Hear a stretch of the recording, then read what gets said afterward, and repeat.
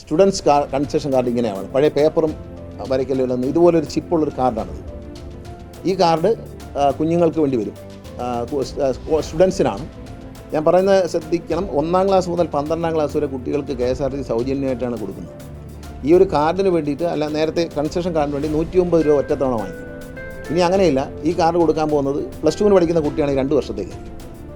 2ാം വർഷം കഴിയുമ്പോൾ കണ്ടക്ടർ എടുത്ത് കൊടുത്തൊന്ന് ചാർജ് ചെയ്യാന്നുള്ളത്, വാലിഡേറ്റ് ചെയ്യുക. ഒരു മാസം 25 ദിവസം കുഞ്ഞുങ്ങൾക്ക് യാത്ര ചെയ്യാം അവർക്ക് കൊടുത്തിരിക്കുന്ന റൂട്ടിൽ.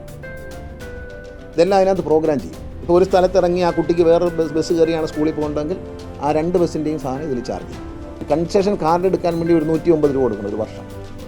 അത് മാത്രമേ വാങ്ങാം. വേറെ അവർക്ക് യാത്ര ഈ 25 ദിവസം, മാസത്തിൽ 25 ദിവസം അവർ പോകുന്ന റൂട്ടിൽ, അതായത് ഇപ്പോൾ വർക്കിംഗ് ഡേ ആക്കിയിട്ടുണ്ട്, ശനിയാഴ്ച കൂടി സർക്കാർ വർക്കിംഗ് ഡേ ആക്കിയിട്ടുണ്ട് സ്കൂളുകൾ.